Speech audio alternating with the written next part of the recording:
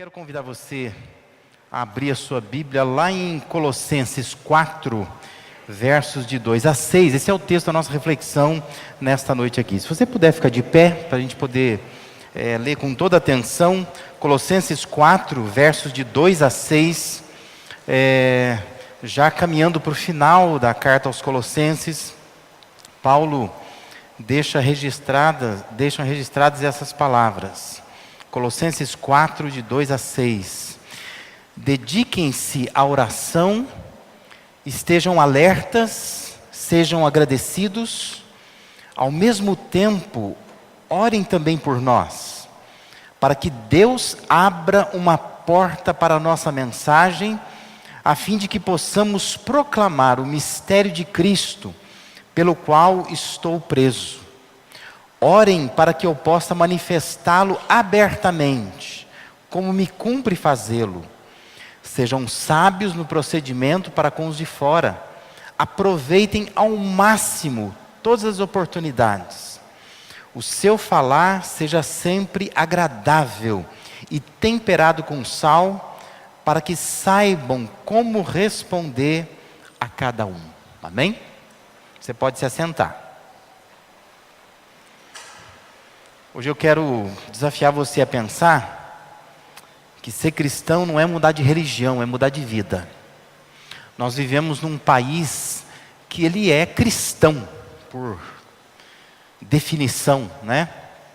Mas o fato dele ser cristão, por definição, não significa que ele seja cristão na prática, né? E nós estamos envolvidos nessa coisa toda, né, de ser brasileiro, de ser cristão, mas muitas vezes nem sabemos muito o que significa isso. Essas palavras que nós lemos aqui constituem um encerramento desta carta de Paulo aos Colossenses. O verso seguinte, se você ler o verso 7, você vai ver que já é uma palavra de despedida, citando vários nomes, fazendo saudações às pessoas já, é o final da carta. Mas eu queria que a gente entendesse de onde vem esse texto que nós lemos aqui. Existe um contexto, né? Se a gente voltar um pouquinho, lá no capítulo 3, verso de 1 a 3, é a nascente do texto. Paulo vai dizer assim: portanto, já que vocês ressuscitaram com Cristo, procurem as coisas que são do alto, onde Cristo está sentado à direita de Deus. Mantenham o pensamento nas coisas do alto e não nas coisas terrenas. Pois vocês morreram e agora a sua vida está escondida com Cristo em Deus. É de lá que nasce, é daí que está vindo esse texto, né? Paulo está desafiando aqueles cristãos a pensarem nas coisas do alto. Aí você vai ver que no versículo 5, um pouquinho mais adiante, ele vai dizer assim: façam morrer tudo que pertence à natureza terrena de vocês. E Paulo então vai elencar as coisas que precisam ser deixadas aqui nesta vida, para viver essa nova vida com Cristo. E no verso 8, novamente ele reforça: mas agora abandonem todas estas coisas. Ou seja, Paulo está tentando dizer coisas que nós não devemos fazer, né? Coisas que precisam ser riscadas da chamada prática cristã. E no verso 11, Paulo então ele vai declarar: nessa nova vida já não há diferença entre grego e judeu, circunciso e incircunciso, bárbaro e cita, escravo e livre. Mas Cristo é tudo e Cristo está em todos. E o fato de Cristo estar em todos é que Ele está dizendo: é bom que faça uma diferença em toda a nossa vida. E o que nós temos então nos versículos seguintes, até o 4:1, é uma abordagem acerca de várias áreas da vida que precisam ser alteradas, precisam ser marcadas por práticas que são diferenciadas, que definem de fato o que é um cristão. E aí nós temos esse contexto aí, né? Paulo vai falar da vida pessoal, Paulo vai falar da vida familiar, Paulo vai falar da vida profissional, que precisa ser mudada também, né?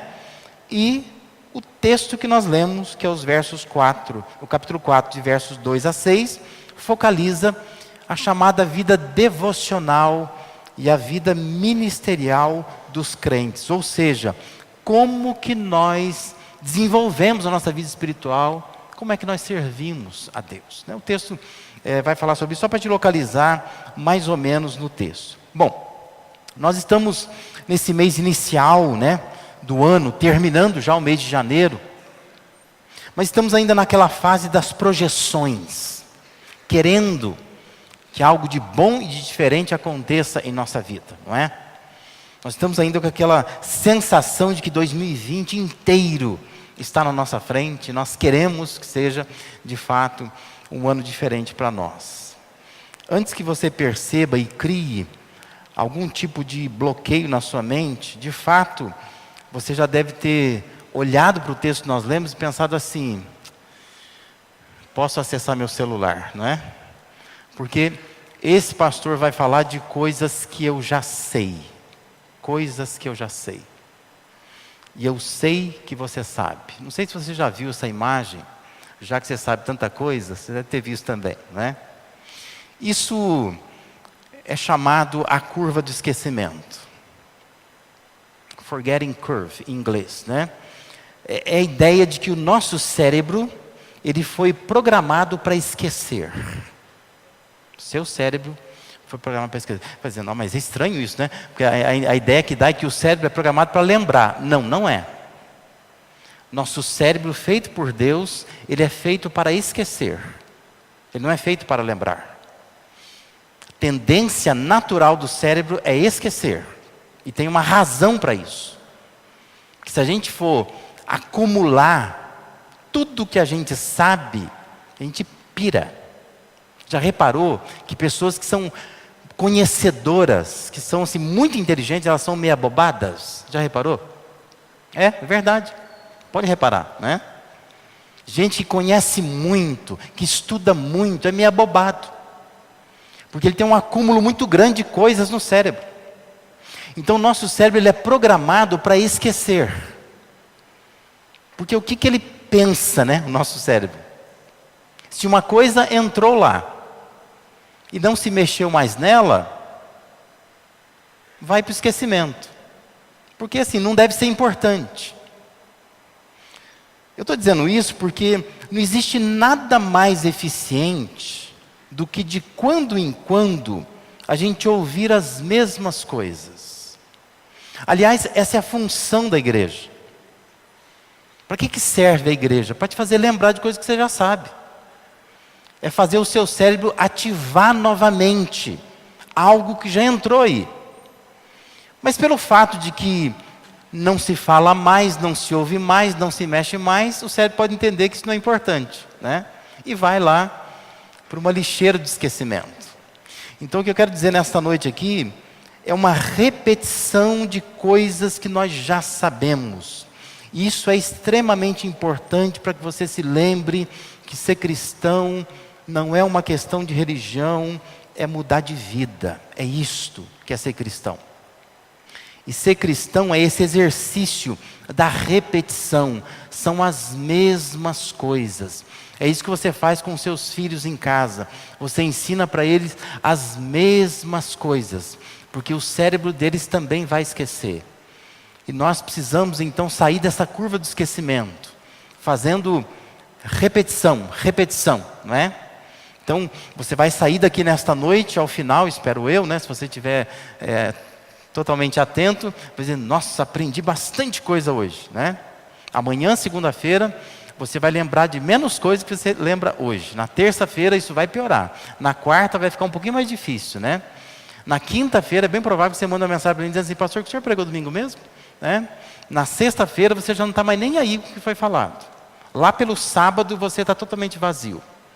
Agora, se você fizer algum tipo de anotação, e durante a semana você ir lá e olhar de novo para aquelas anotações, é muito provável que isso vai entrar na sua cabeça, vai transformar prática na sua vida, tá?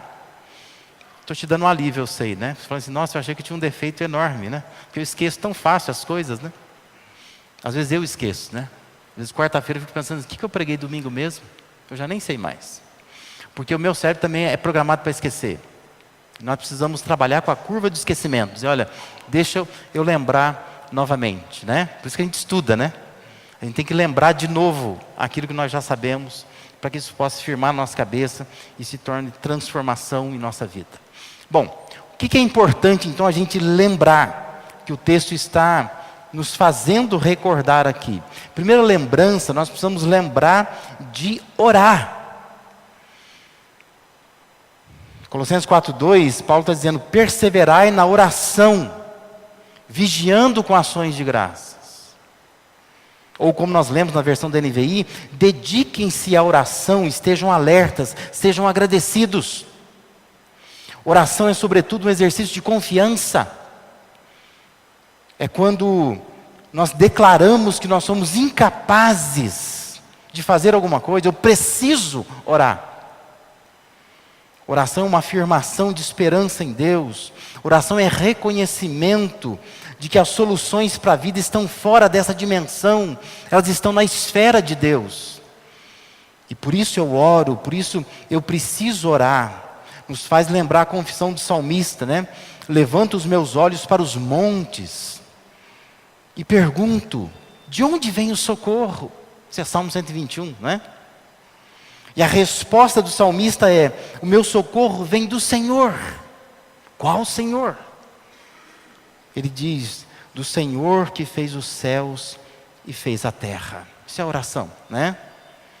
É quando você olha para algum lugar que você julga que ali você pode colocar a sua esperança. E aí você lembra então: a minha esperança não vem deste lugar, que são os nossos montes, mas vem um pouco para cima, vem do Senhor. Oração é confiança de que as saídas para as dificuldades que estão surgindo na nossa vida estão um pouco mais acima daquilo que a gente pode ver. Oração é quando a gente força o nosso olhar para cima, para o céu. É quando eu paro de confiar na minha poupança, não é? No dinheiro que eu tenho, no trabalho que eu tenho, no patrão, na minha esposa, no meu marido. Eu não estou confiante só nisto, mas eu estou confiante num Deus que está acima dessas coisas, né? É um exercício de confiança. Oração é isso, quando eu forço os meus olhos, eu preciso parar de olhar para isso, preciso de olhar para a semana que vem, que eu vou começar um projeto novo, isso está me empolgando, está me dando segurança, eu preciso parar de olhar para isso, eu preciso forçar os meus olhos a olhar um pouquinho mais para cima, a olhar para Deus que está acima dessas coisas, né? Para aquelas coisas que eu não posso ver. Você quer mudar de vida? Lembra de orar. Você quer um 2020 assim, explodindo de diferente? Lembra de orar. Você vai dizer: pastor, mas eu oro. Mas presta atenção no texto. Paulo escreve que é para se dedicar em oração. É para perseverar, é para persistir, é para insistir, é para teimar. Perseverança é um conceito que faz parte da vida devocional do Novo Testamento. É insistência. Parece que não está adiantando, mas ora. Sugere essa determinação, uma certa persistência, uma insistência, não uma desistência, mas uma insistência na oração. Insisto nisso, porque eu sou determinado. É alguém que resolveu não se desanimar, que não se cansa de orar.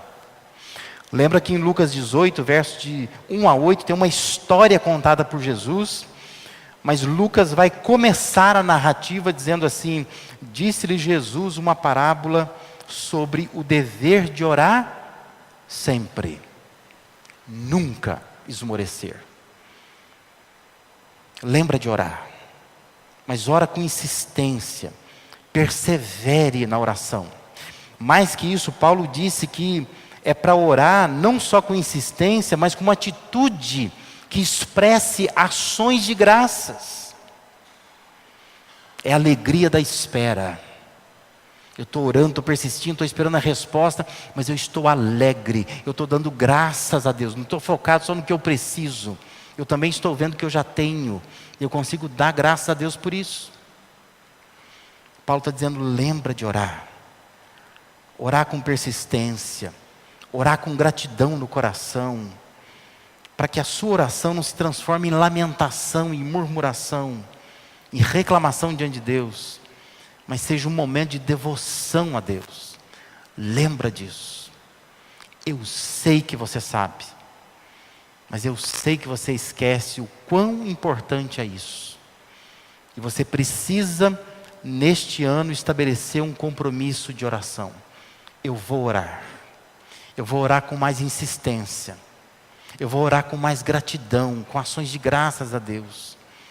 Eu vou me alegrar enquanto eu espero as respostas da oração que eu estou fazendo a Deus. Amém? Boa lembrança, não é? Uma outra lembrança que a gente precisa ter, nós precisamos lembrar de interceder. Os versos 3 e 4 dizem assim: suplicai ao mesmo tempo também por nós, Paulo está dizendo, para que Deus nos abra a porta à palavra, a fim de falarmos do mistério de Cristo, pelo qual também estou algemado, para que eu o manifeste como devo fazer. Paulo diz, como traduziu NVI, né, ao mesmo tempo, orem também por nós. Paulo não está falando da mesma coisa. São duas coisas diferentes. Orar é uma coisa, interceder é outra coisa. Quando a gente fala de oração, nós estamos dizendo que você está orando, falando com Deus.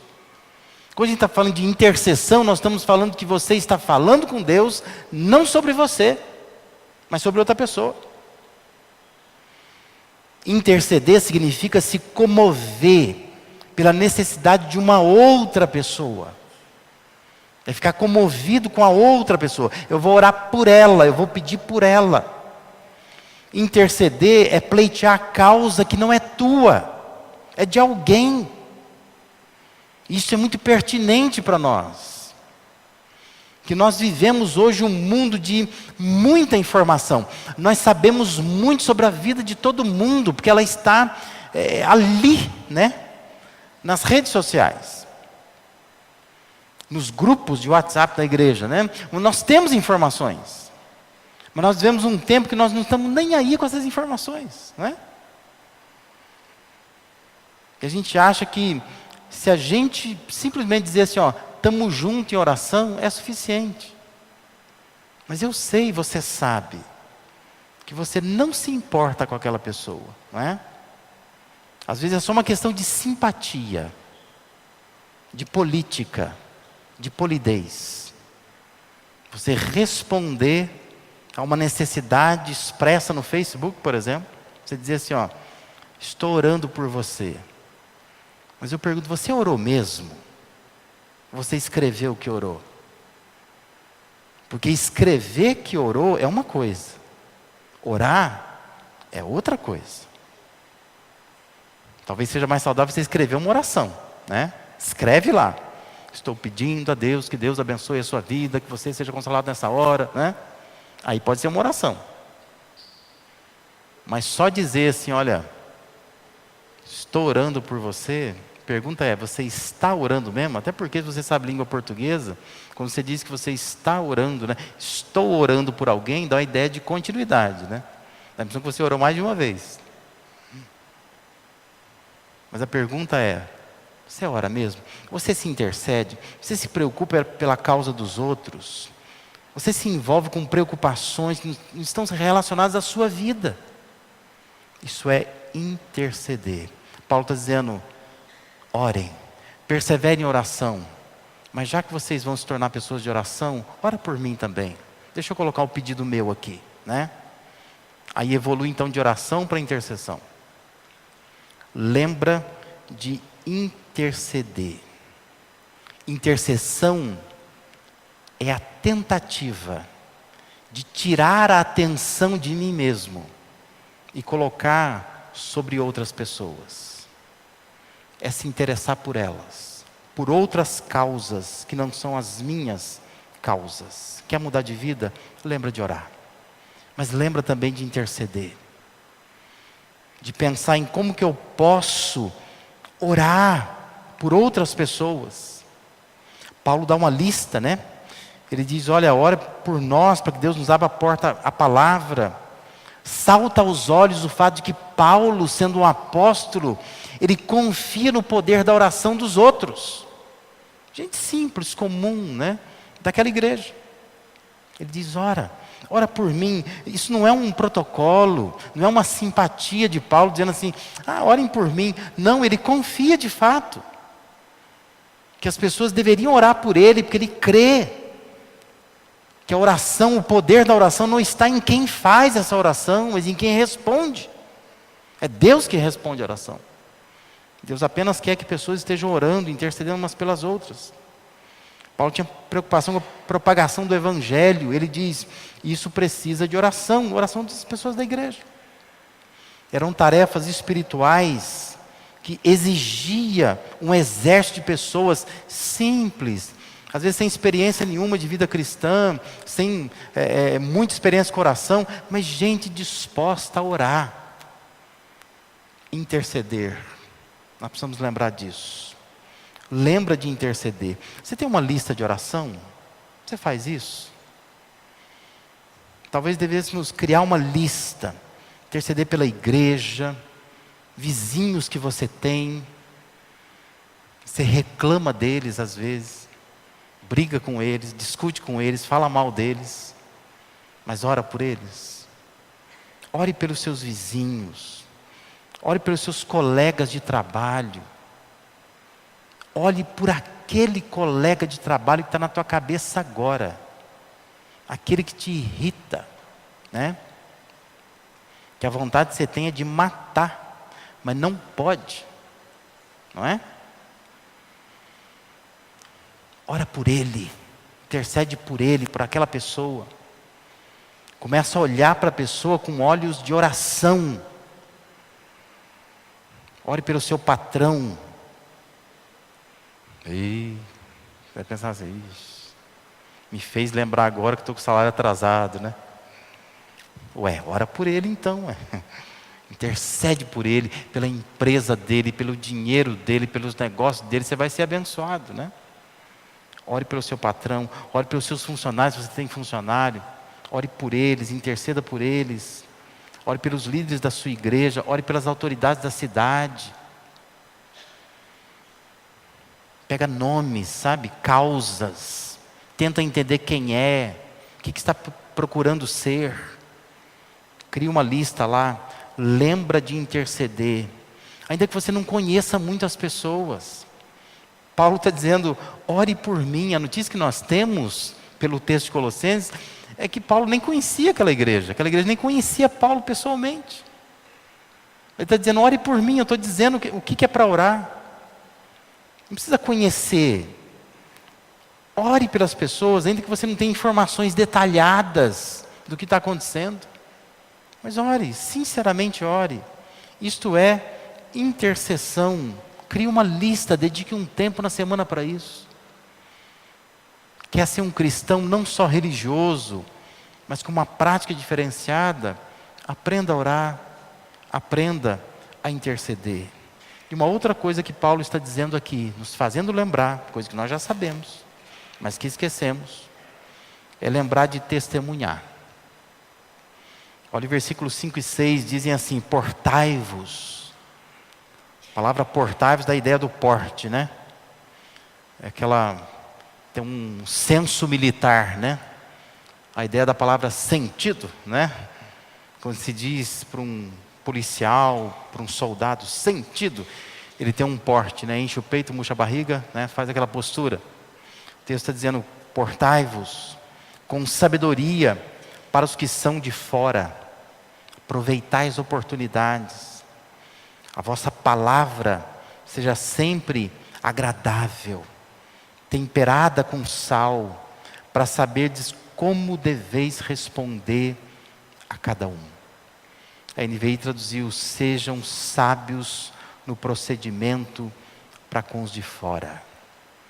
Lembra disso. Lembra disso. Parece uma coisa, não, mas isso aí a gente sabe. Sabe mesmo? E quando alguém faz alguma coisa que te irrita profundamente lá fora,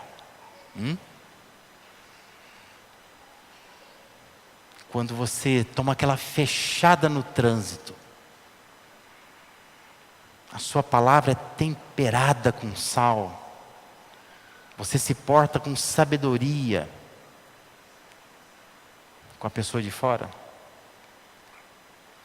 Quando o frentista do posto vai abastecer o seu carro, e por uma, não sei se imperícia dele, ele deixa aquele monte de combustível cair na lataria do seu carro. Você se porta com sabedoria nessa hora? Carro novinho, dos sonhos, que você está pagando ainda. Você olha para o retrovisor, o cara deixou cair um monte de combustível no carro. Como é que você fala com ele? Como é que você fala com a empregada da sua casa, quando aquele vaso que alguém trouxe para você, do mais interior do exterior, caríssimo, e a empregada quebrou? Como é que você lida com ela nesta hora? Que o sangue sobe aqui, não é? Não estou falando de lidar com a sua esposa, com o seu marido, com o filho. Eu estou dizendo pessoas lá de fora. Pessoas que não são crentes, que precisam conhecer a Cristo. E Paulo está dizendo, lembra de testemunhar as pessoas lá de fora, com sabedoria. Há um mundo lá fora, esperando as nossas respostas. É mais fácil entregar um folheto. É mais fácil a gente explicar para alguém por que eu venho na igreja. É mais fácil chamar a pessoa de pecadora. É mais fácil condená-la ao inferno. O mais difícil é a gente se portar com sabedoria, para que seja o que for que eu falar para aquela pessoa, ela olhar e dizer assim, essa pessoa eu sigo. Porque a palavra dela é temperada com sal. Eu ouço essa pessoa, eu vou atrás dela, eu faço o que ela faz. Lembra disso. Testemunhar. Paulo estava dizendo, é importante orar, porque orar é falar com Deus. É importante interceder, que é falar com Deus sobre a necessidade de outras pessoas. Mas Paulo está dizendo, é importante testemunhar. É mostrar o que Deus fez conosco. Isso é importante. O que Deus fez? Como que Ele mudou minha vida? E como que Ele mudou minha vida para melhor? Paulo diz, se porte com sabedoria. A vida do cristão por si só é um ministério. Nós estamos pregando já. Pessoas estão nos observando, né? Maneira como nós lidamos com isso.